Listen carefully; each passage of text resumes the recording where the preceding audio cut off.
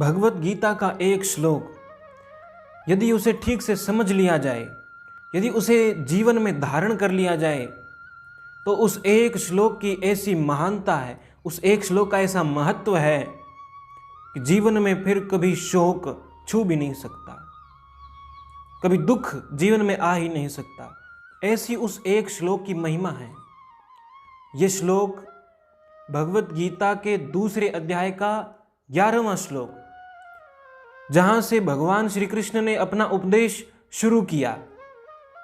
भगवान यहीं से अपना उपदेश शुरू करते हैं, भगवान यहीं से बोलना आरंभ करते हैं और ये उपदेश का पहला ही श्लोक बहुत कुछ सिखा देता है।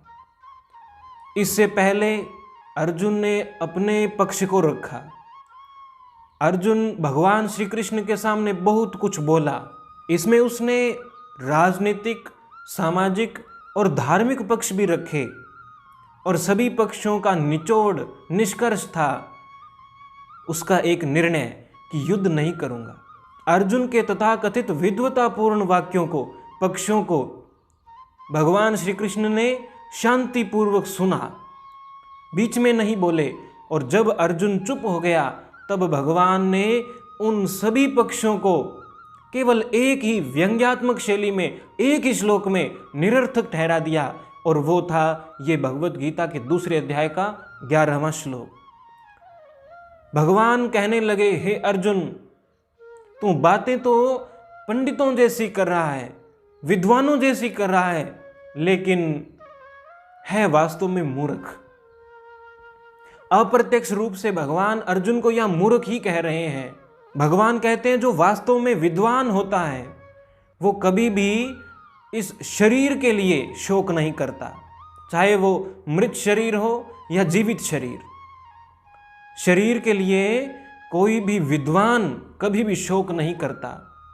विद्वान जो ज्ञानी है, जिसे ये ज्ञान हो चुका है कि शरीर और आत्मा में भेद क्या है, और वो विद्वान कभी भी उस नश्वर शरीर के लिए शोक नहीं करेगा।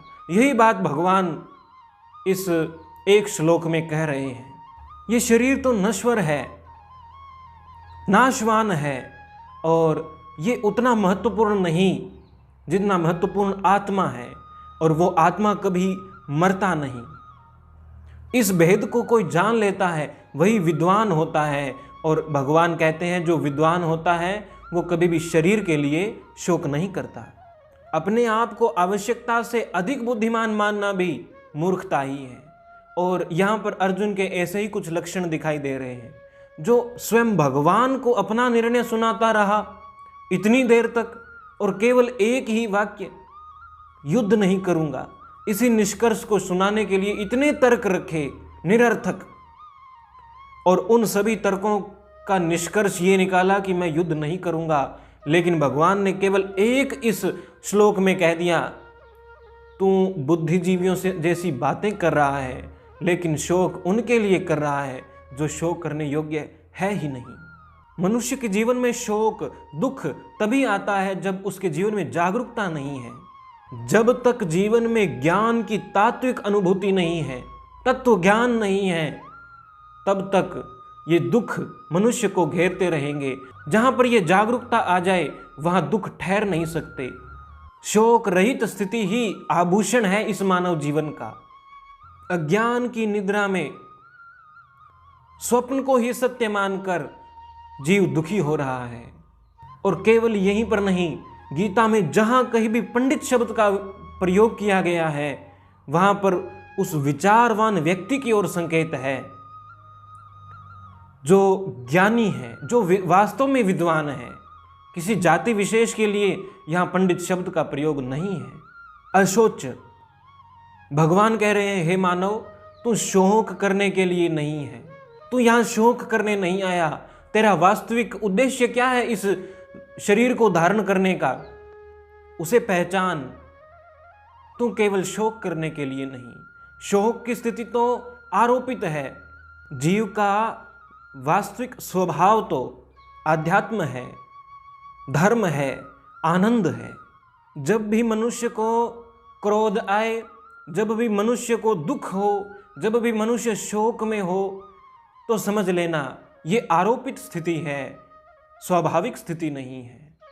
लेकिन आजकल ये माना जाने लगा है कि दुख तो जीवन की एक स्वाभाविक स्थिति है, दुख तो आता जाता रहता है, लेकिन वास्तव में दुख है ही नहीं। इसी बात को भगवान इस श्लोक में समझाते हैं। जिस प्रकार से बाहरी आंच से, अग्नि से जल को गर्म किया जाता है, जल की स्वाभाविक स्थिति नहीं है गर्म होना, जल की स्वाभाविक स्थिति तो शीतलता है, लेकिन वो जल भी जब उबाला जाता है, गर्म किया जाता है, आरोपित स्थिति में लाया जाता है तो वो गर्म हो जाता है। इसलिए शीतलता तो प्राकृतिक है, शीतलता तो स्वभाव है, लेकिन उष्णता आरोपित है। उसी तरह ये जीवन भी हमें जो मिला है, इस जीवन में आनंद स्वाभाविक है, जीवन में शीतलता का स्वभाव बना रहे स्वाभाविक है, प्राकृतिक है। लेकिन जब भी शोक आ जाए, दुख आ जाए, तो समझ लेना ये आरोपित स्थिति है। इसके लिए वास्तव में ये शरीर नहीं बना, इसके लिए हमें ये शरीर नहीं मिला कि हम शोक करते रहें।